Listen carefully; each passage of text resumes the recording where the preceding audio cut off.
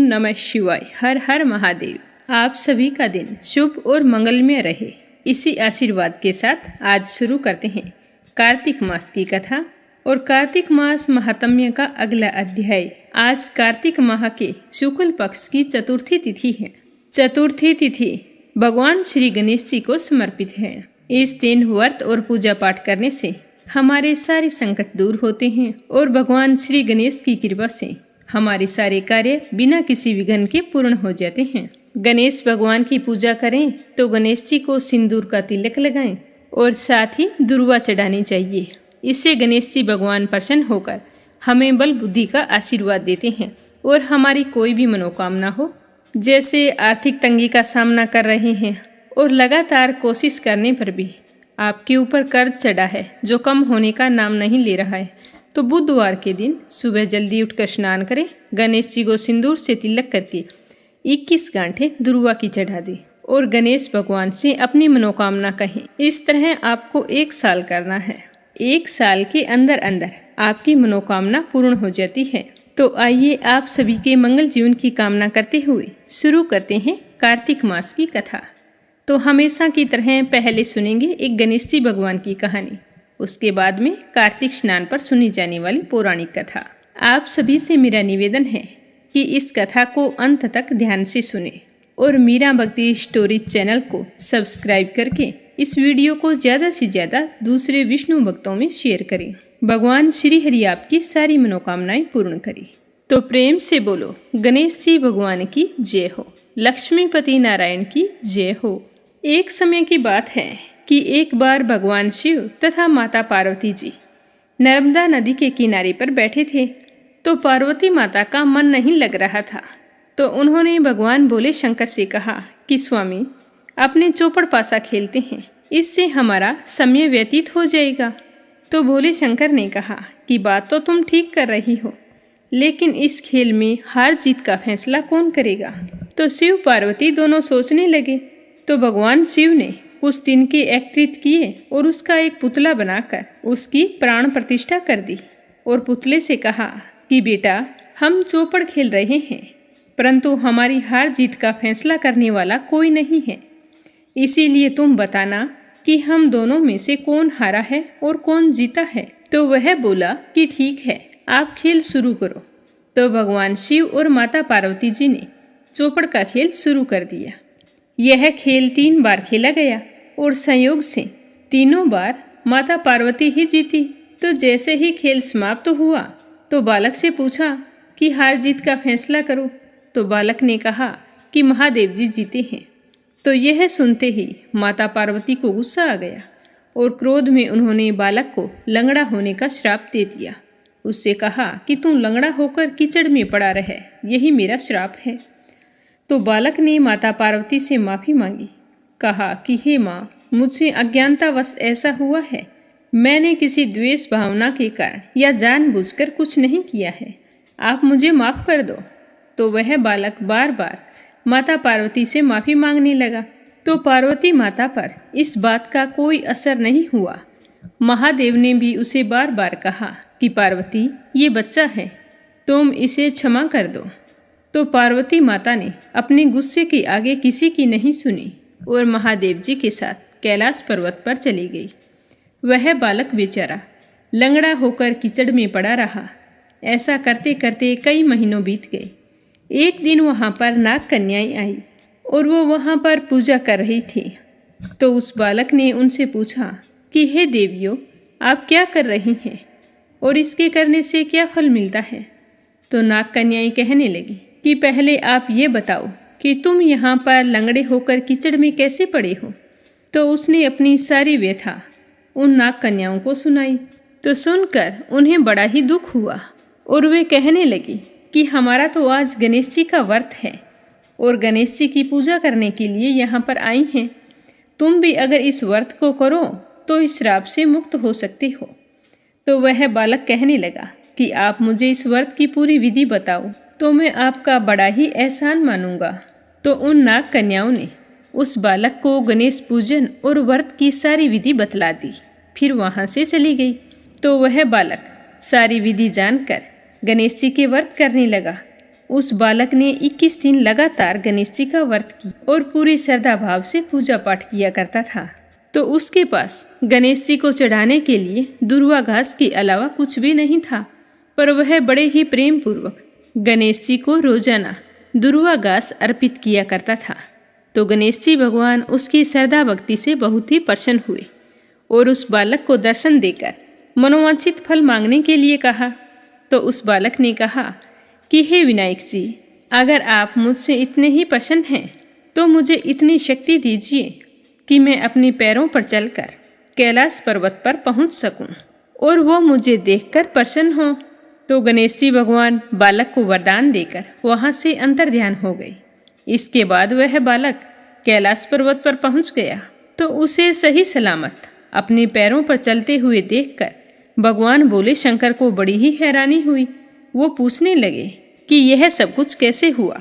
तो उस बालक ने भगवान शंकर को 21 दिन गणेश पूजा वाली बात बताई, जिसे सुनकर भोले शंकर बड़े ही प्रसन्न हुए, क्योंकि चौपड़ वाले दिन से ही माता पार्वती जी शिव जी से विमुख हो गई थी। तो शिव जी पार्वती को खुश करना चाहते थे, तो इसीलिए उन्होंने भी बालक के बताए अनुसार 21 दिन तक श्री गणेश का व्रत किया। इस व्रत के प्रभाव से माता पार्वती के मन में भगवान शिव के प्रति जो नाराजगी थी वो समाप्त हो गई। तो पार्वती भगवान शिव से पूछने लगी कि हे स्वामी, आपने क्या किया था जिससे आपके प्रति मेरी नाराजगी समाप्त हो गई है। तो भगवान शिव ने 21 दिन श्री गणेश व्रत के बारे में माँ पार्वती को बताया। तो पार्वती माता कहने लगी कि इस व्रत को मैं भी करूँगी। मुझे विश्वास है कि इस व्रत के प्रभाव से मेरा बेटा कार्तिकेय मुझसे मिलने जरूर आएगा, क्योंकि कार्तिकेय माता पार्वती और भगवान शंकर से नाराज होकर चला गया था जब शिव और पार्वती ने गणेश और कार्तिकेय की परीक्षा ली थी, जिसमें गणेश जी विजयी हुए थे और कार्तिकेय नाराज होकर वहां से चले गए थे। तो माता पार्वती ने अपने पुत्र कार्तिकेय से मिलने के लिए 21 दिन तक गणेश व्रत किया और पूरे विधि विधान से पूजा अर्चना की। जब 21 दिन पूरे हुए तो माँ पार्वती ने गणेश जी को लड्डुओं का भोग लगाया। व्रत के 21वें दिन कार्तिकेय स्वयं अपनी माताजी से मिलने के लिए आ पहुँचे। उस दिन से श्री गणेश चतुर्थी का यह व्रत समस्त मनोकामनाओं की पूर्ति करने वाला माना जाता है। इस व्रत को करने से मनुष्य के सारे कष्ट दूर हो जाते हैं और जो कोई भी मनोकामना हो वो अवश्य पूर्ण होती है। इसीलिए हर व्यक्ति को तरक्की और उन्नति के लिए गणेश पूजन और गणेश जी का व्रत जरूर करना चाहिए, पर ध्यान रखें कि इस व्रत के अंदर चंद्रमा के दर्शन ना करें। बोलो गणेश भगवान की जय हो। अब अपने सुनते हैं धरती माता की कहानी। मान्यता के अनुसार हर व्यक्ति को अपने जीवन में धरती माता की कहानी अवश्य सुननी चाहिए। माना जाता है कि मनुष्य ने चाहे कितने भी व्रत उपवास पूजा पाठ की हो, लेकिन धरती माता की कहानी सुनकर उसका उद्धापन ना किया हो तो आपको मरने के बाद जमीन नहीं मिलती। इसीलिए जरूरी है कि कार्तिक मास में या फिर वैशाख के महीने हमें धरती माता की कथा अवश्य सुननी चाहिए, फिर विधि विधान से इसका उद्धापन करना चाहिए। तो आइए सुनते हैं धरती माता की कहानी। प्रेम से बोलो धरती माता की जय हो। एक समय की बात है, एक बूढ़ी महिला रहती थी। उसके धर्म कर्म में खूब रुचि थी, हमेशा दूसरों की सेवा के लिए तैयार रहती थी। सुबह जल्दी उठना, बाड़ पीपल तुलसी आदि में जल डालना, विष्णु जी कान्हा जी की पूजा करना, यह उसके रोज के नियमों में शामिल था। इतना सब कुछ करने के बाद ही दूसरा काम किया करती थी। उसने अपने जीवन में इतना दान किया कि उसका सारा घर खाली हो गया। यहाँ तक कि उसने आवश्यक वस्तुएं भी दान में दे दी। फिर इसी तरह एक दिन उसके अत्यधिक धर्म पुण्य करने के कारण धर्मराज जी का सिंहासन हिलने लगा। तो धर्मराज जी कहने लगे कि ऐसा दानी कौन हो गया है जिसके धर्म पुण्य के कारण मेरा सिंहासन हिल रहा है। फिर धर्मराज जी कहने लगे कि अगर यह दानी इसी तरह दान पुण्य करता रहेगा तो एक दिन जरूर मेरा सिंहासन छीन लेगा। फिर अपने दूत से कहने लगे कि तुम जाओ जल्दी से इस दानी का पता लगाओ। फिर धर्मराज जी ने इस कार्य के लिए यमराज को भेज दिया। यमराज ने दानी का पता लगाने के लिए धरती पर आकर एक कोढ़ी मनुष्य का रूप धारण किया और फिर वह कोढ़ी रूप धारण करके उसी गांव में आ गया जहां पर वो बुढ़िया रहती थी। वह कोढ़ी सारे दिन गांव में कपड़ा मांगते हुए घूमता रहा, लेकिन किसी ने भी उसे तन ढकने के लिए कपड़ा नहीं दिया। सर्दियों का समय था और बहुत तेज ठंडी हवा चल रही थी। वह आदमी फटे पुराने वेश में घूमते हुए सभी के घरों के आगे आवाज लगाता रहा कि कोई मुझे कपड़ा दे दो, कोई मुझे कपड़ा दे दो। तन ढकने के लिए मेरे पास कुछ नहीं है और इतनी भयंकर ठंड में मेरी जान निकल जाएगी। कोई तो होगा जो मुझ पर दया करे। पर किसी ने उसकी इस बात की परवाह नहीं की। सारा दिन यमराज कोढ़ी का रूप धारण किए घूमते रहे, पर किसी ने भी कपड़ा नहीं दिया। रात होने को आई, तभी वह उस बुढ़िया के घर के आगे से गुजर रहा था, तो उसने आवाज लगाई कि कोई मुझे तन ढकने के लिए कपड़ा दे दो। तो उसकी यह आवाज बुढ़िया के कानों में पड़ी, तो वह अपनी बहू से कहने लगी कि बहू उठो, जाकर देखो कि बाहर कौन है। मुझे यह किसी मंगते भिखारी की आवाज लगती है। बेचारे को सर्दी लग रही होगी, तुम बाहर जाओ और देखो, उसे पूछो कि उसे क्या चाहिए। तो बहू अपनी सास की बात सुनकर कहने लगी कि माँ जी, अपने द्वार पर तो कोई ना कोई आता जाता ही रहता है मांगने के लिए। ना आप दिन में चैन लेती हैं और ना ही रात में सोने देती हैं। आपको पता है आधी रात हो चुकी है, इसीलिए तुम भी सो जाओ और मुझे भी सोने दो। तो इस तरह बुढ़िया ने अपनी तीनों बहुओं को कहा, पर उन्होंने बाहर जाने के लिए इनकार कर दिया। फिर बुढ़िया ने अपने चौथे नंबर की बहू को आवाज लगाई कि बेटा बाहर जाकर देखो कि कौन है। तो सबसे छोटी बहू कहने लगी कि माँ जी, आप निश्चिंत रहें, मैं जाकर पता लगाती हूँ कि बाहर कौन आया है। फिर बहू बाहर आकर देखती है कि बाहर एक कोढ़ी आदमी बैठा है। तो बहू उस कोढ़ी आदमी से पूछती है कि बाबा, आपको क्या चाहिए। तब वह कोढ़ी रूप धारण किए हुए यमराज कहता है कि मैं तो कोढ़ी आदमी हूँ, मेरे पास कपड़े भी नहीं हैं, मुझे बहुत सर्दी लग रही है।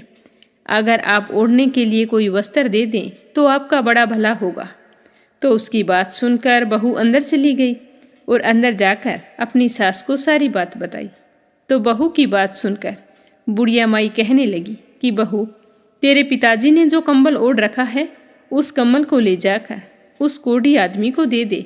बेचारा बाहर बैठा है, हम तो कमरे के अंदर हैं। तो यह बात सुनकर बहू कहने लगी कि नहीं माँ, अगर ऐसा किया तो पिताजी को ठंड लगेगी। तो बुढ़िया माई कहने लगी कि ये ले, मेरी गुदड़ी ले जा और तेरे पिताजी को दे दे और उनके पास से कम्बल ले जाकर उस भिखारी को दे दे। वो बेचारा खुले आसमान के नीचे बैठा है, हम तो कमरे बंद करके बैठे हैं, उसके पास कुछ नहीं है। कम से कम एक कम्बल होगा तो सर्दी से कुछ तो बचाव होगा। तो बहू ने अपनी सास की बात मानते हुए कम्बल ले जाकर बाहर बैठे उस आदमी को दे दिया। वह भिखारी आदमी उस कम्बल को लेकर उसके द्वार से खड़ा होकर चला गया और सीधे धर्मराज के पास गया। वहां जाकर कहने लगा कि महाराज, ये लो कम्बल। गांव के बाहरी हिस्से में एक बुढ़िया माई रहती है, वह बहुत ही अधिक दान पुण्य करती है। अब उसके घर में एकमात्र यही कम्बल बचा था, वो भी मुझे दे दिया। उसने नई और पुरानी सभी चीज़ों का दान कर दिया है। उसके घर में दान के लिए अब कुछ भी नहीं बचा है। तो यमराज की बात सुनकर धर्मराज जी कहने लगे कि अब तो वो बुढ़िया मेरा सिंहासन लेकर रहेगी। फिर धर्मराज जी दूत से कहने लगे कि तुम जाओ और उस बुढ़िया माई को यहाँ लेकर आओ। तो वह दूत धर्मराज जी की आज्ञा का पालन करते हुए उस बुढ़िया माई को लेने के लिए धरती पर आए और उसे साथ लेकर चले गए।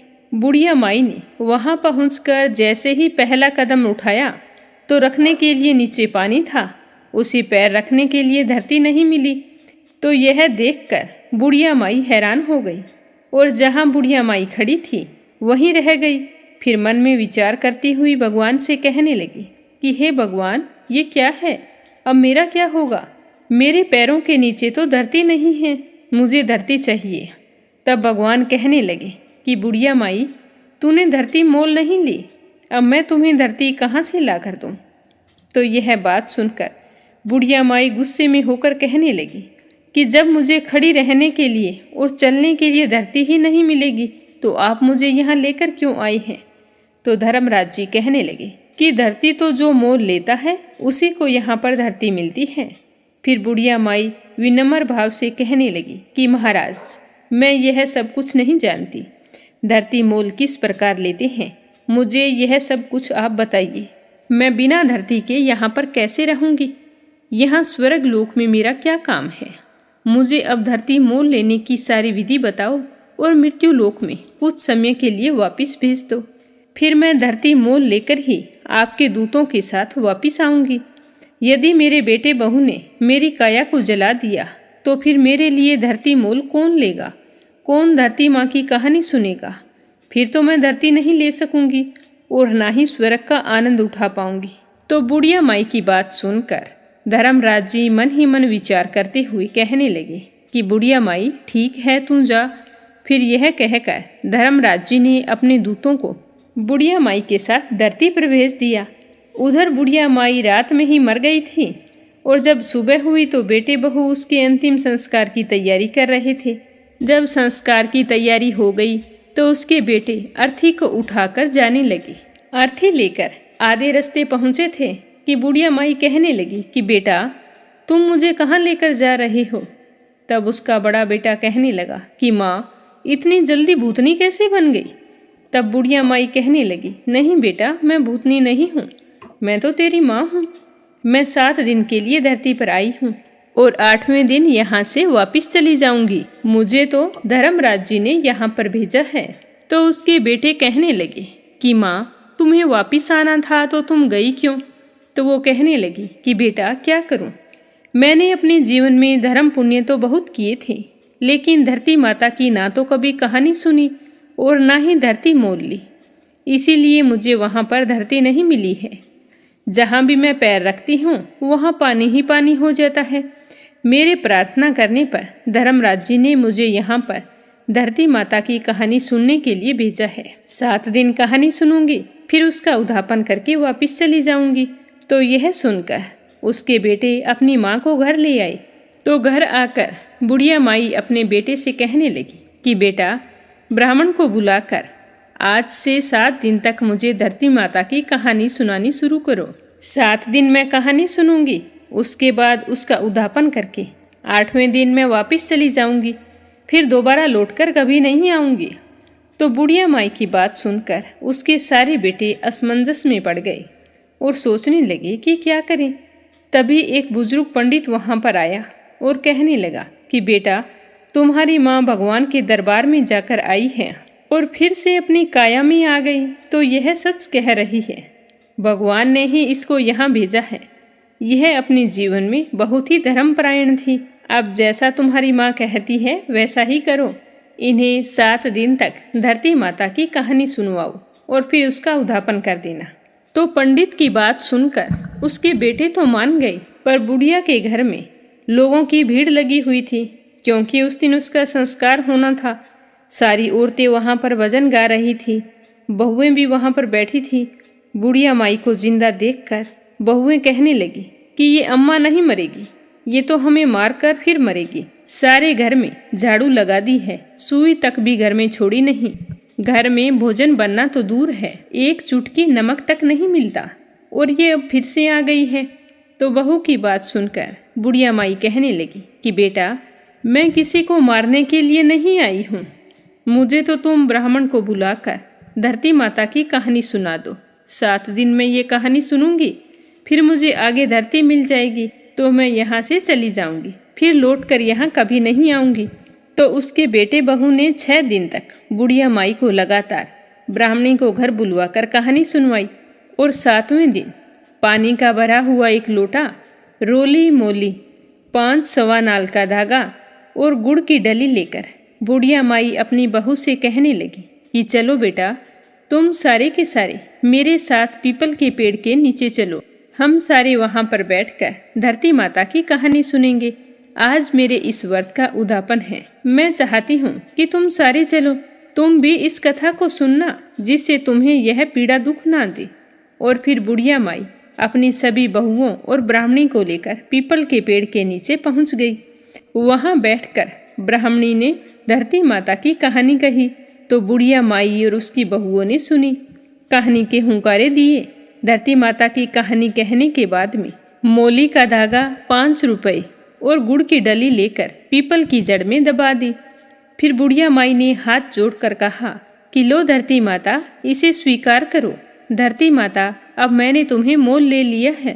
जाने अनजाने अगर मुझसे कोई पाप हो गए हैं तो तुम अपने में समेट लो और मुझे आगे धरती मिले ये आशीर्वाद दो, ताकि मुझे फिर से यहाँ ना आना पड़े। इस प्रकार बुढ़िया माई ने 7 दिन तक धरती माता की कहानी सुनकर उसका उद्यापन कर दिया। बुढ़िया माई की बहुओं ने एक दिन धरती माता की कहानी सुनकर उद्यापन कर दिया। इस प्रकार बुढ़िया माई ने धरती माता की कहानी कही, उसका व्रत किया और स्वयं भी उद्यापन किया और बहुओं से भी करवाया। और फिर जब सारी बहुएं घर लौटी तो बुढ़िया माई बहू से कहने लगी कि बेटा, आज तो मेरा आखिरी दिन है, आज मुझे सभी प्रकार का भोजन करा दो, फिर मैं चली जाऊंगी तो वापस लौटकर नहीं आऊंगी। तो बहुएं कहने लगी कि माँ जी, आपको क्या खिलाएं और कहाँ से लाएं? घर में कुछ भी नहीं बचा है, आपने सब कुछ तो दान कर दिया है। तो बड़ी बहू कहने लगी कि कोई बात नहीं, तुम इतनी कड़वी मत बोलो, मैं सब कुछ अपने आप प्रबंध कर लूँगी। मैं अभी पड़ोस में जाकर आती हूँ, माँ के करने लायक भोजन तो मिल ही जाएगा। तो यह कहकर बड़ी बहू अपनी पड़ोसन के घर गई, वहाँ से चावल लिए, फिर दूसरे घर गई, वहाँ से दाल ली। इस तरह कई घरों में जाकर खाने पीने के सामान का प्रबंध करके घर आ गई और अपनी सास को भोजन करवा दिया। तो बुढ़िया माई अपने बेटे बहू से कहने लगी कि बेटा, तुम भी सारे भोजन कर लो। तो सभी ने थोड़ा थोड़ा भोजन कर लिया। तो बुढ़िया माई उनसे कहने लगी कि बेटा, कल सुबह मैं जल्दी सूर्य उदय होने से पहले यहाँ से चली जाऊंगी। अब तुम सारे थक गए होंगे तो जाकर सो जाओ। तो सारे बेटे बहू मना करने लगे, पर बुढ़िया माई ने जिद करके उन्हें सोने के लिए भेज दिया। तो बुढ़िया के सारे बेटे बहू जाकर सो गए और निश्चित समय पर भगवान का विमान आया और बुढ़िया माई को लेकर चला गया। आगे वहाँ जाने पर बुढ़िया माई को धरती मिल गई। अब बुढ़िया माई भगवान से कहने लगी कि भगवान, अब आप मेरी एक इच्छा और पूरी करो। तो भगवान कहने लगे कि तुम्हारी अब कौन सी इच्छा पूरी करूं? तो वो कहने लगी कि मेरे घर में कुछ भी नहीं छोड़कर आई हूँ, मैंने सब कुछ दान कर दिया है, यहाँ तक कि मैंने गुड़, चाय, नमक कुछ भी नहीं छोड़ा है। अब मेरे मरने के बाद मेरे बेटे बहू मेरा अंतिम संस्कार कैसे करेंगे? जो मैंने दान धर्म किया है उसे 4 गुना करके आप लौटाइए। तो भगवान बोले कि ठीक है, जो भी तूने दान धर्म किया है 4 गुना करके मैं लौटा दूंगा। अब से तेरे बेटे बहू के घर में हर चीज मौजूद होगी। उधर जब सुबह हुई तो छोटी बहू ने उठकर चाय बनाई और चाय लेकर जैसे ही अपनी सासू माँ के कमरे में गई और आवाज़ लगाई तो उसकी सासू माँ बोली नहीं। तो बहू ने चाय रखकर अपनी सास को हिलाया तो सासू माँ का शरीर तो अकड़ गया था। तो वह अपनी जेठानी के पास आई और कहने लगी कि सासू माँ तो अकड़ के सो गई है, कुछ भी नहीं बोल रही, तुम जाओ, तुम ही संभालो। तो उसकी जेठानी बोली कि आज सासू माँ के 7 दिन पूरे हो गए हैं, आज 8वां दिन है, तो सासू माँ को तो जाना ही था।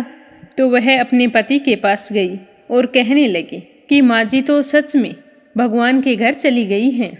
तो उसके सारे बेटे दौड़कर अपनी माँ के पास आए और फिर आंगन में लाकर सुला दिया।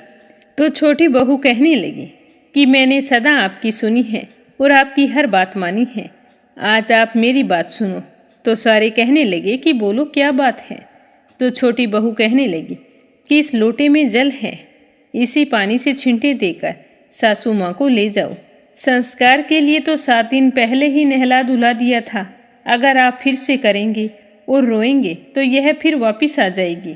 तुम 4 भाई हो, 5वें की जरूरत नहीं है, इसे जल्दी से उठाओ और फटाफट जलाकर आ जाओ, जिससे कि इनकी गति हो जाए।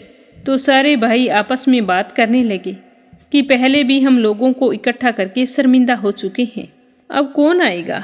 सारे के सारे यही कहेंगे कि क्या पता तुम्हारी माँ फिर से जिंदा हो जाए। तो यह सोचकर चारों भाइयों ने अपनी माँ को उठाया और शमशान की ओर चल पड़ी। तो रास्ते में पीपल के पेड़ के नीचे बैठी कुछ औरतें कहानी सुन रही थी। तो बुढ़िया माई के बेटे को इस भांति जाते हुए देखकर सारी समझ गई। एक दूसरे से कहने लगी कि कार्तिक का पावन महीना है बुढ़िया माई तो मर गई और बहुओं ने भजन तक भी नहीं गाए। चलो हम सब वहाँ पर भजन गाने के लिए चलती हैं। राम का नाम लेंगी तो बेचारी बुढ़िया की मोक्ष हो जाएगी। यह विचार करके सारी बुढ़िया माई के घर पहुँच गई और जाकर भजन गाने लगी। उधर बुढ़िया माई का दाह संस्कार कर दिया और उसके बेटे घर आ रहे थे, तो उन्हें आता हुआ देखकर भजन गाने वाली औरतों ने बुढ़िया माई की बहुओं से कहा कि जाओ जल्दी से यहाँ लाकर दरी बिछा दो। तो सारी की सारी कहने लगी कि जब संस्कार करके वापिस आएंगे तभी हम दरी बिछाएंगे, क्या पता हमारी सासू माँ जिंदा होकर वापिस आ जाए। तो भजन गाने वाली औरतें कहने लगी कि ये देखो सारे के सारे लोग आ गए हैं, अब तो दरी बिछा दो। तो दरी बिछा दी और फिर भजन गाने वाली औरतों ने खूब भजन गाए, फिर अपने अपने घर चली गई। अब दरी पर बैठे बूढ़ी माई के बेटे एक दूसरे के मुंह को ताकने लगे और कहने लगे कि अब क्या करें, कहाँ से चाय पानी का प्रबंध करें। माँ तो भगवान के घर चली गई और हमारे लिए कुछ भी छोड़कर नहीं गई है। तो अड़ोसी पड़ोसी भी आपस में चर्चा करने लगे कि चलो भाई बुढ़िया माई के परिवार वालों को चाय पानी पिलाकर आते हैं, रोटी पानी खिलाते हैं। आज उनकी माता ने 100 वर्ष पूरे कर लिए हैं, आज तो हमें ही खिलाना पिलाना होगा, कल तो बेचारे अपने आप देख लेंगे। तो उनमें से एक आदमी कहने लगा कि चलो आज मैं जाता हूँ, उन्हें चाय पिला आता हूँ और सबका हाल चाल पूछाऊंगा। और फिर उस पड़ोसी ने अपनी पत्नी से कहा कि चाय बनाओ। चाय लेकर वह बुढ़िया माई के घर की ओर चल पड़ा। उधर बुढ़िया माई के बेटे की बड़ी बहू अपने परिवारजनों को चिंता मगन देखकर घर के अंदर गई और जैसे ही उसने बुढ़िया माई के संदूक को खोला तो वह संदूक रुपये पैसों से भरा पड़ा था। तो वह देखकर हैरान हो गई। रसोई में गई तो वहाँ आटे के बोरे, गुड़, खांड, खाने पीने का सारा सामान मौजूद था। सब्जियाँ, मसाले सब कुछ पड़ा था। उनकी रसोई सारी सामग्रियों से युक्त थी। तो यह देखकर बहू बहुत ही खुश हुई। सोचने लगी कि माँ अपने बेटे पोतों के लिए बहुत दान धर्म करती थी और अपने घर में भी वह धन वापस देकर गई है। यह सोचकर खुशी खुशी बाहर आई और अपने पति से कहने लगी कि आप एक बार अंदर आइए। तो उसका पति कहने लगा, अभी तो माँ का संस्कार करके आए हैं, कैसे तो घर के अंदर जाएं और कैसे घर के बाहर जाएं। तो बहू कहने लगी कि मैंने आपको स्नान करने के लिए पानी डाल दिया है, आप जल्दी से स्नान करो और अंदर आओ, हमें बाहर जाने की कोई ज़रूरत नहीं है। तो यह सुनकर उसके पति ने स्नान किया और फिर अंदर गया। अपनी पत्नी के कहे अनुसार संदूक को खोला तो देखा उसके अंदर तो खूब सारे रुपए पड़े थे। तो उसकी पत्नी कहने लगी कि अब चलो रसोई घर में। तो रसोई घर में जाकर देखा तो रसोई में खाने का सारा प्रबंध था। तो देखकर उसका पति हैरान हो गया और अपनी पत्नी से कहने लगा कि माँ तो हमें बहुत सारा धन देकर गई है। तो फिर दोनों पति पत्नी बाहर आए। अपने भाइयों को और बहू ने अपनी देवरानियों से कहा कि चाय बनाओ, चावल बनाओ और रोटी सब्जी बनाओ। संस्कार के बाद जब घर आते हैं तो कांदियों के लिए चावल बनाने होते हैं। तो उसकी देवरानियां कहने लगी कि जेठानी जी हमारे घर में तो कुछ भी नहीं है। तो उसकी जेठानी बोली कि तुम घर के अंदर जाओ और देखो कि क्या है क्या नहीं है। तो यह सुनकर सारी बहुएं अंदर गई तो देखा रसोई में सारा सामान पड़ा था। फिर वे सारी अपने अपने कमरों में गई। सभी ने अपने अपने संदूक खोले। बड़ी बहू के संदूक में चौगुना धन था, बाकी सबके संदूक में थोड़ा थोड़ा, और छोटी बहू के संदूक में कुछ नहीं था। जैसा पहले था वैसा ही अब पड़ा था, क्योंकि उसने कभी भी बुढ़िया माई की सेवा नहीं की थी और ना ही कभी मीठे शब्दों में बातचीत की थी। तो उसी समय उसका पड़ोसी चाय लेकर उनके घर आया तो देखता है कि उनके चूल्हे में तो आग जल रही थी, कहीं सब्जी बन रही थी, कहीं चाय, कहीं रोटी, कहीं दाल पक रही थी। तो यह देखकर उनका पड़ोसी तो हैरान हो गया और सोचने लगा कि इनका काम तो अच्छे से चल रहा है। ऐसा मन में विचार करता हुआ वह पड़ोसी बुढ़िया माई के बेटों से कहने लगा कि मैं तो आपके लिए चाय लेकर आया था और आप तो चाय बना रहे हैं। तो बुढ़िया माई का बेटा बोला कि चाय तो दे दो, परंतु रोटी मत लाना, क्योंकि रोटी तो ये देखो हमारे घर में बनाई जा रही है। हमारी माँ हमें सब कुछ देकर गई है, उसने हमारे लिए ही दान पुण्य किया था और आज वो हमें सब कुछ मिल गया है। आज हमारे घर में अन्न और धन की कोई कमी नहीं है। हे धरती माता, जैसे आपने बुढ़िया माई का अगला और पिछला सुधार किया, वैसे ही सबका सुधारना। जैसे बुढ़िया माई को धरती मिली, वैसे धरती माता सबको मिले। जो भी औरत कार्तिक स्नान करके व्रत रखे, दान पुण्य करे, धरती माता की कथा सुने, उसकी 7 पीढ़ियां राज करे। बोलो धरती माता की जय हो। अब सुनते हैं कार्तिक स्नान की कथा। श्रद्धा भाव से सुनते रहिए। कृष्ण कन्हैया की जय हो। किसी गांव में एक बुढ़िया रहती थी। वह हर साल कार्तिक का महीना आने पर कार्तिक स्नान करती और कार्तिक के पूरे महीने व्रत रखा करती थी। तो उसके व्रत खोलने के समय भगवान श्री कृष्ण वहाँ पर आते और एक खिचड़ी का कटोरा रखकर चले जाते। तो बुढ़िया अपने व्रत का पारण उसी खिचड़ी से करती थी। इसी तरह कर्म चलता रहा। बुढ़िया के पड़ोस में एक औरत रहती थी। वह रोजाना यह देखती थी।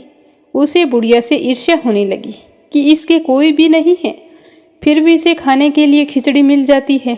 मुझे कुछ ना कुछ तो करना पड़ेगा जिससे इसे कार्तिक का व्रत बीच में ही छूट जाए। तो एक दिन बुढ़िया स्नान करने के लिए गंगा गई थी। पीछे से श्री कृष्ण भगवान उसके लिए खिचड़ी का कटोरा रख गए। पड़ोसन ने जब खिचड़ी का कटोरा रखा हुआ देखा और इधर उधर देखा कि बुढ़िया घर पर नहीं है, तो उसने जल्दी से उस कटोरे को उठाया और घर के पिछवाड़े में फेंक आई। अब थोड़ी देर बाद में बुढ़िया कार्तिक स्नान करके घर आई तो उसने खिचड़ी का कटोरा ढूंढा तो उसे नहीं मिला। तो वह निराश होकर कहने लगी कि कहाँ गई मेरी खिचड़ी और कहाँ गया मेरा खिचड़ी का कटोरा। पर उसे खिचड़ी का कटोरा नहीं मिला। दूसरी ओर पड़ोसन ने जहाँ खिचड़ी गिराई थी वहाँ पर एक पौधा उगाया। जैसे ही वह पौधा बड़ा हुआ तो उसमें 2 फूल खिल गए। एक बार राजा वहाँ से गुजर रहा था तो उसकी नज़र उन दोनों फूलों पर पड़ी। तो वह बुढ़िया माई के पास आया और कहने लगा कि माँ जी, मैं ये फूल ले जाऊं? तो बुढ़िया ने कहा कि हाँ बेटा, क्यों नहीं, ले जाओ। तो बुढ़िया की आज्ञा पाकर राजा उन फूलों को तोड़कर अपने घर ले गए और घर ले जाकर वह फूल रानी को दे दिए। रानी उन फूलों को सूंघने लगी तो बड़ी ही अच्छी खुशबू आ रही थी। तो भगवान की कृपा से थोड़े ही समय बाद रानी गर्भवती हो गई। 10 महीने बीतने पर रानी ने 2 बहुत ही सुंदर पुत्रों को जन्म दिया। तो 2 पुत्रों को पाकर राजा रानी की खुशी का कोई ठिकाना नहीं रहा। समय के साथ दोनों बड़े होने लगे, लेकिन वो दोनों किसी से बोलते नहीं थे। तो राजा रानी को बड़ी चिंता होती थी। ऐसा करते करते वो खूब बड़े हो गए। फिर शिकार खेलने के लिए जाने लगे। जब वो दोनों शिकार खेलने के लिए जाते तो रास्ते में वही बुढ़िया उन्हें मिलती। वो अभी तक यही कहती थी कि कहाँ गई मेरी खिचड़ी और कहाँ गया मेरा कटोरा। तो बुढ़िया की बात सुनकर वो दोनों कहते कि माँ जी, हम हैं तेरी खिचड़ी और हम ही हैं तेरा कटोरा। एक दिन हर बार की तरह वो दोनों शिकार पर जा रहे थे। पीछे पीछे राजा आ रहे थे। तो वो जाते जाते जब उस बुढ़िया से मिले तो बुढ़िया ने वही बात दोहराई और उन दोनों ने भी वही बात कह दी। तो अपने बच्चों के बोलने की आवाज़ राजा के कानों में पड़ गई। राजा को बड़ा ही आश्चर्य हुआ कि मेरे बेटे किसी के साथ नहीं बोलते हैं, तो फिर इस बुढ़िया के साथ बातें कैसे करते हैं। तो राजा ने उस बुढ़िया को राजमहल में बुलाया और पूछा कि मेरे बेटे किसी से नहीं बोलते हैं तो तुमसे बात कैसे करते हैं। तो बुढ़िया ने कहा कि महाराज, मुझे भी नहीं पता कि ये मुझसे कैसे बोल लेते हैं। मैं तो खुद परेशान हूँ। मैं तो कार्तिक का व्रत करती थी और भगवान श्री कृष्ण मुझे खिचड़ी का कटोरा भरकर दे जाते थे। एक दिन मैं गंगा स्नान करने गई थी, वापिस आई तो मुझे खिचड़ी नहीं मिली। तो मैं कहने लगी कि कहाँ गई मेरी खिचड़ी और कहाँ गया मेरा कटोरा। इस तरह ढूंढते ढूंढते मुझे सालों बीत गई। उसके बाद कभी भी भगवान श्री कृष्ण खिचड़ी का कटोरा लेकर नहीं आए। मैं एक दिन इसी तरह बोलते हुए जा रही थी तो इन दोनों राजकुमारों ने मुझसे कहा कि हम ही हैं तुम्हारी खिचड़ी और हम ही हैं तुम्हारे कटोरे। तो मुझे भी समझ नहीं आया कि ये इस तरह से क्यों बोलते हैं, पर ये रोज़ाना यही बात दोहराते हैं। तो राजा ने अपने बच्चों को बुलाकर पूछा कि तुम बताओ कि सही बात क्या है। तुम हमारे सामने नहीं बोलते हो और इस बुढ़िया को देखते ही बोलने लग जाते हो। तो वो राजकुमार कहने लगे कि जब यह बुढ़िया माई कार्तिक स्नान करती थी तो भगवान श्री कृष्ण इनके लिए खिचड़ी का भरा हुआ कटोरा रखकर जाते थे। उसी से ये व्रत का पारण करते थे। तो यह देखकर इनकी पड़ोसन इनसे बहुत ही ईर्ष्या करती थी। एक दिन बुढ़िया माई जब गंगा स्नान करने गई हुई थी तो पीछे से उस पड़ोसन ने खिचड़ी के कटोरे को उठाकर बुढ़िया के घर के पीछे फेंक दिया। तो उसी खिचड़ी से एक पौधा उगा और उसके ऊपर 2 सुंदर फूल लगे और वही फूल राजा महल में लाकर रानी को दे दिए। तो रानी ने उन फूलों को सूंघा तो हम दोनों का जन्म हुआ। तो हमें तो भगवान ने तुम्हारे लिए ही भेजा है। तो यह सारी बात सुनकर राजा बहुत ही खुश हुआ और बूढ़ी अम्मा के चरण स्पर्श करके कहने लगा कि अम्मा, कार्तिक स्नान तो आपने किया है, पर उसका कुछ पुण्य फल तो मुझे भी मिला है। आपकी वजह से हमें संतान की प्राप्ति हुई है। आज से आप मेरी माँ हो और यहीं पर राजमाता बनकर रहोगी। तो यह सुनकर वह बुढ़िया बहुत ही खुश हुई और राजा और दोनों बेटों को आशीर्वाद देने लगी। उसके बाद वह बुढ़िया महल में राजमाता बनकर रहने लगी। इस तरह कार्तिक स्नान करने का फल बुढ़िया माई को मिला। हे कार्तिक महाराज, जैसे आपने बुढ़िया की बात सुनी और उसका भला किया, उसी तरह जो भी कार्तिक स्नान करके आपकी इस कथा को सुने उसकी मनोकामना पूर्ण करना। कार्तिक स्नान की दूसरी कथा। एक समय की बात है, किसी नगर में एक बूढ़ा आदमी रहता था। उसके 7 बहुएं थी। एक बार जब कार्तिक का महीना आया तो उसने अपनी बहुओं से कहा कि बेटा, मैं कार्तिक स्नान करना चाहता हूँ, क्या तुम इसके नियम निभाने में मेरा साथ दोगी? तो 7 बहुओं में से 6 बहुओं ने मना कर दिया। लेकिन बड़ी बहू ने कहा कि पिताजी, मैं आपके सारे नियमों में साथ दूंगी। तो यह सुनकर उसका ससुर बहुत ही खुश हुआ। अब दूसरे ही दिन से सुबह जल्दी उठता, नदी पर स्नान करके घर आता तो उसकी बड़ी बहू उनके कपड़ों को धोकर आंगन में सुखा देती। फिर अपने ससुर के लिए पूजा पाठ के सामान की व्यवस्था करती। तो यह देखकर उसका ससुर बहुत ही खुश होता और कहता कि ऐसी बहू भगवान सबको दे। जब उसकी बहू अपने ससुर के कपड़ों को आंगन में सुखाया करती थी तो उससे पानी की बूंदें गिरती, वो हीरे मोती में बदल जाती थी। तो इस तरह बड़ी बहू तो धनवान हो गई। अब कपड़ों से हीरे मोती गिरते देखकर बाकी 6 बहुओं से रहा नहीं गया। एक दिन वो आई और अपनी जेठानी से कहने लगी कि तुमने तो कई दिन हो गए कार्तिक स्नान का नियम निभाते हुए, अब ससुर जी को हम लेकर जाती हैं। बचे हुए दिन ये हमारे यहाँ रह लेंगे, हम इनके नियम का अच्छे से पालन करेंगी। तो उसकी जेठानी ने कहा कि हाँ हाँ, क्यों नहीं, अगर पिताजी की इच्छा हो तो आप ले जा सकती हैं। तो वो सारी की सारी जाकर अपने ससुर से कहने लगी कि पिताजी, अब तुम हमारे साथ चलो और हमारे घर पर रहकर बचे हुए कार्तिक स्नान का पूजा पाठ आप वहीं पर कर लेना, हम आपके सारे नियमों को निभा देंगे। तो उसका ससुर सोचने लगा कि आज अचानक से मेरी 6 बहुओं को क्या हो गया है। फिर भी ना चाहते हुए उसने अपनी बड़ी बहू से कहा कि बेटा, मैं कुछ दिन के लिए तुम्हारी देवरानियों के यहाँ जाता हूँ, मुझे तो पूजा पाठ करनी है, कहीं पर भी कर लो। तो वो बोली, ठीक है पिताजी, जब तुम्हारा मन हो तो वापस लौट आना, तुम्हारे बिना यह घर सुना सुना लगेगा। तो उसका ससुर अपनी छोटी बहुओं के साथ उनके घर चला गया और दूसरे दिन सुबह हुई तो गंगा नदी पर स्नान करने चला गया। जब लौट कर आया तो अपनी बहुओं से कहा कि बेटा, मेरे कपड़े धोकर सुखा दो। तो उसकी बहुओं ने नाक मुंह सिकोड़ते हुए सीधे पानी में भिगोकर कपड़े तार पर डाल दिए। तो जैसे ही उन कपड़ों से पानी टपकने लगा तो सारे घर में कीचड़ ही कीचड़ हो गया। तो यह देखकर उन बहुओं को बड़ा ही गुस्सा आया और कहने लगी कि हमारे घर तो आप पाप का स्नान कर रहे हैं, इसीलिए तुम यहाँ से अभी के अभी चले जाओ और जेठानी जी के घर जाकर स्नान करो, हमारे घर में पापियों के लिए कोई जगह नहीं है। तो बहुओं की बात सुनकर वह मन ही मन सोचने लगा कि मुझे तो कल ही पता था कि जरूर कोई स्वार्थ है, अगर मेरी सेवा करनी होती तो उसी दिन बोल देती, चलो कोई बात नहीं। यह सोचकर अपनी बड़ी बहू के यहाँ आया तो बहू देखकर बहुत ही खुश हुई और अपने ससुर के कपड़े धोकर सुखा दिए। जैसे ही सुखाए तो फिर से हीरे मोती गिरने लगे। अब तो कार्तिक का महीना समाप्त होने वाला था। तो उसका ससुर चिंता में पड़ गया और सोचने लगा कि बड़ी बहू ने तो मेरे पूरे महीने नियम धर्म का पालन किया है, मुझे कुछ ब्राह्मणों को भोजन करवाना था। अब इसे कैसे कहूँ? यह बेचारी घर का काम करके खेत भी तो जाती है और मेरी भी सेवा पानी करती है। तो इस तरह चिंतित बैठे देखकर उसकी बड़ी बहू ने कहा कि पिताजी क्या बात है, आज आप इतने उदास दिखाई दे रहे हैं। तो उसके ससुर ने कहा कि बेटा क्या बताऊं, कार्तिक का महीना समाप्त होने वाला है और मैं सोच रहा था कि कुछ ब्राह्मणों को भोजन करवाऊं, पर तुम अकेली इतना सारा काम कैसे करोगी? तो उसने कहा कोई बात नहीं पिताजी, आप मुझे बता दो क्या कुछ करना है, मैं सब कुछ तैयार कर दूंगी। तो यह सुनकर उसका ससुर बहुत ही खुश हुआ और ब्राह्मणों को न्योता देकर छोटी बहुओं के घर कहने गया कि सारी की सारी भोजन करने आ जाना।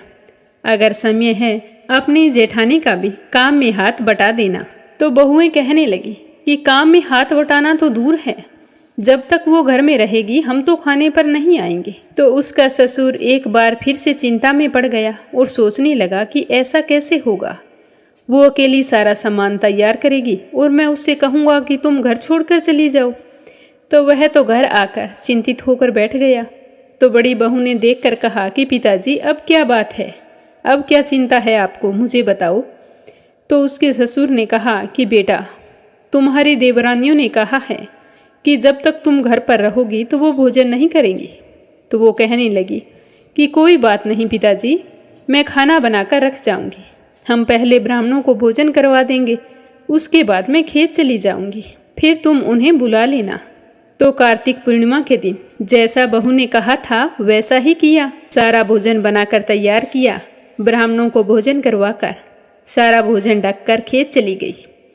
तो पीछे से ससुर जी ने अपनी बहुओं को कहा कि चलो अब तुम्हारी जेठानी खेत चली गई है, तुम आओ भोजन कर लो।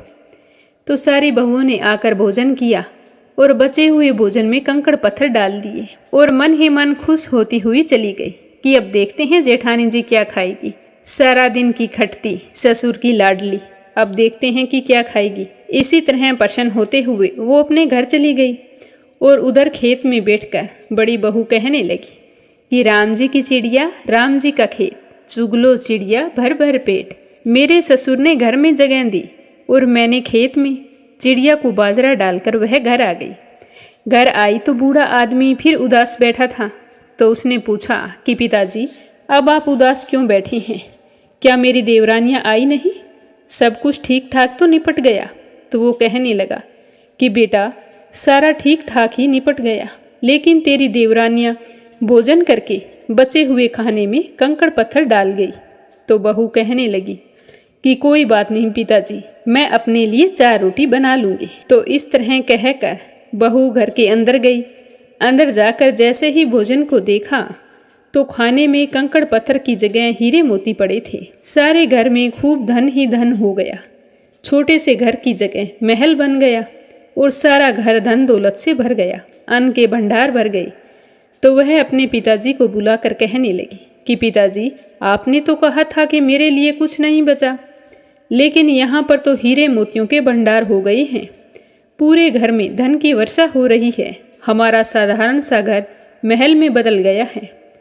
तो उसका ससुर सारी चीज़ों को देखकर कहने लगा कि बेटी तुमने सच्चे मन से मेरे कार्तिक स्नान के नियम को निभाया है, लेकिन तेरी देवरानियों ने तो इसे पापी मन से निभाया था, इसीलिए कार्तिक देवता तुमसे प्रसन्न हो गए हैं और तुम्हें यह फल दिया है। यह कहकर वह अपनी बहू को ढेरों आशीर्वाद देने लगा। हे कार्तिक देवता, जैसे आपने बड़ी बहू की सुनी वैसे सभी की सुनना। जो कार्तिक स्नान करे, अपने बूढ़े सास ससुर की सेवा करे, उनके पूजा पाठ और व्रत उद्यापन में उनकी मदद करे, उनकी सारी मनोकामनाएं पूर्ण करना। अब अपने सुनते हैं कार्तिक मास महात्म्य का अगला अध्याय। बोलो श्री कृष्ण भगवान की जय हो। धर्मदत्त ने पूछा कि मैंने सुना है कि जय और विजय भी भगवान विष्णु के द्वारपाल हैं। उन्होंने पूर्व जन्म में ऐसा कौन सा पुण्य कर्म किया था जिसके प्रभाव से वे भगवान के समान रूप धारण करके वैकुंठ धाम के द्वारपाल हुए हैं। तो दोनों पार्षदों ने कहा कि हे ब्राह्मण, पूर्व काल में तृण बिंदु की कन्या देवहूति के गर्भ से महर्षि कर्दम की दृष्टि मात्र से 2 पुत्र उत्पन्न हुए थे। उनमें से बड़े बेटे का नाम जय था और छोटे का नाम विजय था। और फिर उसी देवहूति के गर्भ से योग धर्म जानने वाले भगवान कपिल उत्पन्न हुए थे। जय और विजय सदा भगवान की भक्ति में तत्पर रहते थे। वे नित्य अष्टाक्षर मंत्र का जाप और वैष्णव व्रतों का पालन करते थे। एक समय राजा मरुत ने उन दोनों को अपने यज्ञ में बुलाया। वहां जय ब्रह्मा बनाए गए और विजय आचार्य। उन्होंने यज्ञ की संपूर्ण विधि पूर्ण की। यज्ञ के अंत में अवभृत स्थान के पश्चात राजा मरुत ने उन दोनों को बहुत सारा धन दिया। धन लेकर दोनों भाई अपने अपने आश्रम पर गए। वहां उस धन को बांटते समय दोनों आपस में लड़ने लगे। जय ने कहा कि इस धन को बराबर हिस्सों में बांट लो। विजय का कहना था कि नहीं, जिसको जो मिला है वह उसी के पास रहेगा।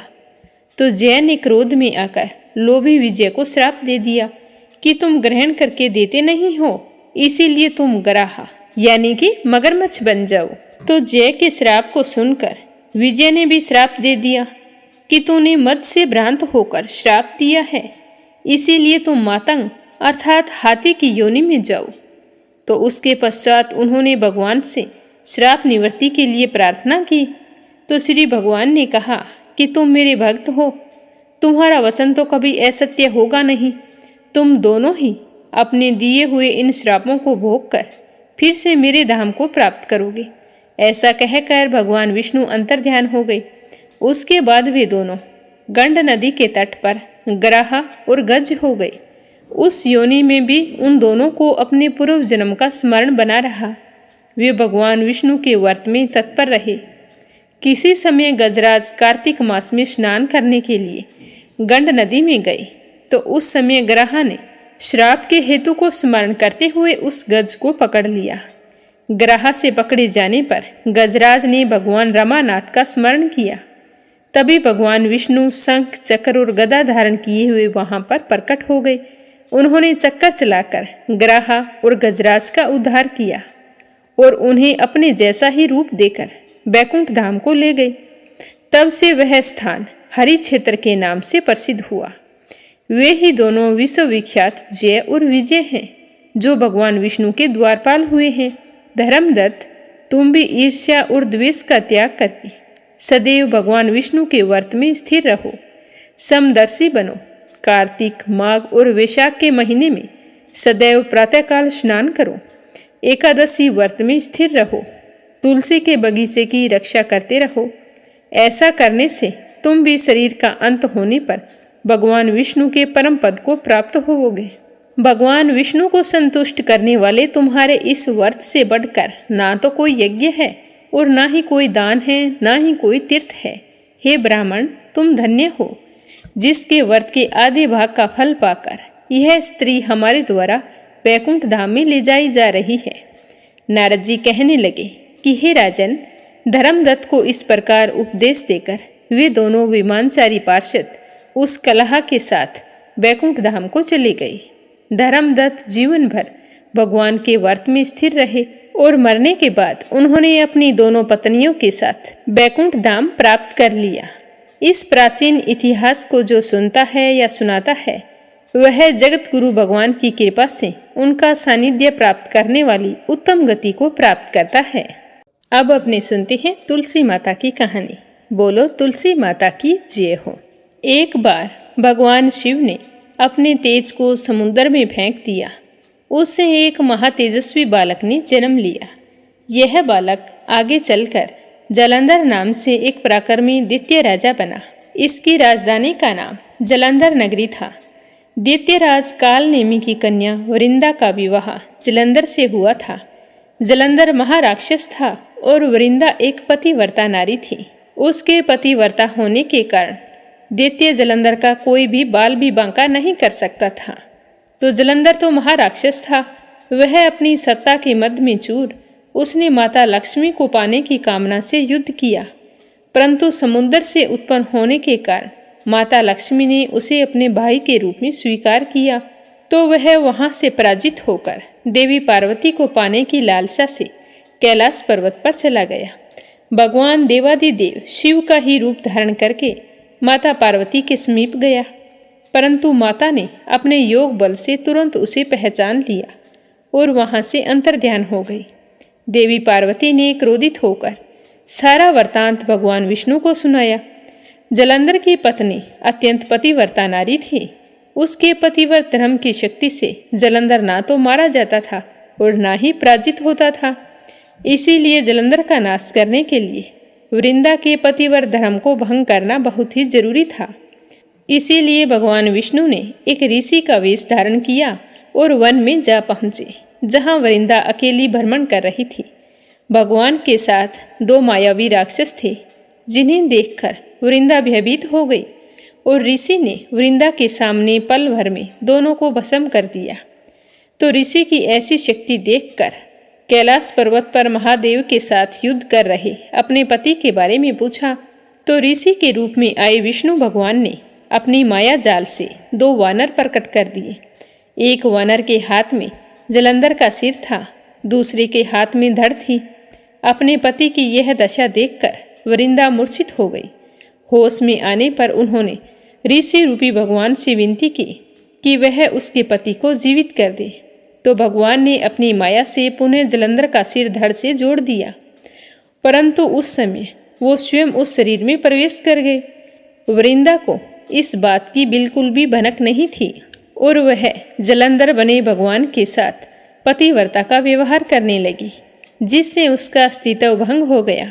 ऐसा होते ही वृंदा का पति जलंधर युद्ध में मारा गया। और जब इस सच्चाई का पता वृंदा को चला तो उसने क्रोधित होकर भगवान विष्णु को शिला होने का श्राप दे दिया तथा स्वयं सती हो गई।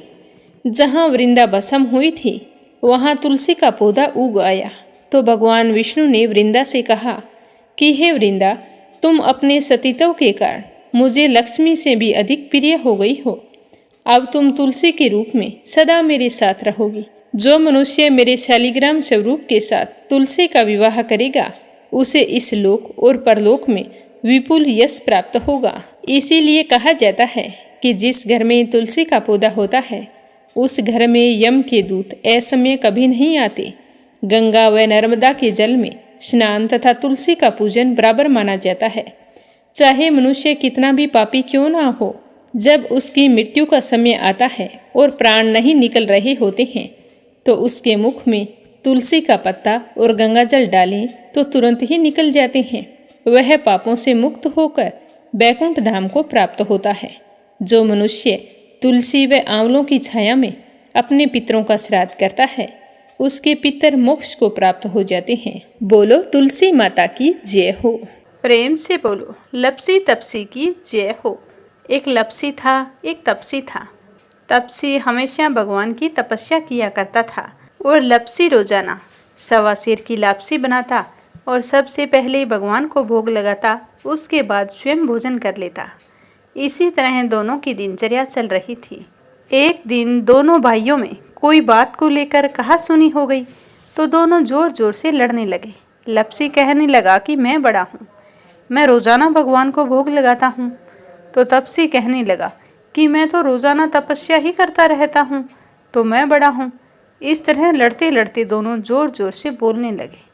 तभी वहाँ से नारद जी गुजर रहे थे और उन दोनों की आवाज़ सुनकर उनके पास आ गए और बोले कि तुम दोनों लड़ क्यों रहे हो। तो लपसी बोला कि मैं इसे कब से समझा रहा हूँ कि मैं बड़ा हूँ, पर ये तो कहता है कि मैं बड़ा हूँ।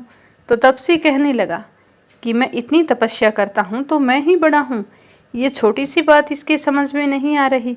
तो नारद जी कहने लगे कि तुम दोनों शांत हो जाओ, तुम्हारा फैसला मैं करूँगा, लेकिन आज नहीं, कल आऊँगा, फिर बता दूँगा कि तुम दोनों में से कौन बड़ा है।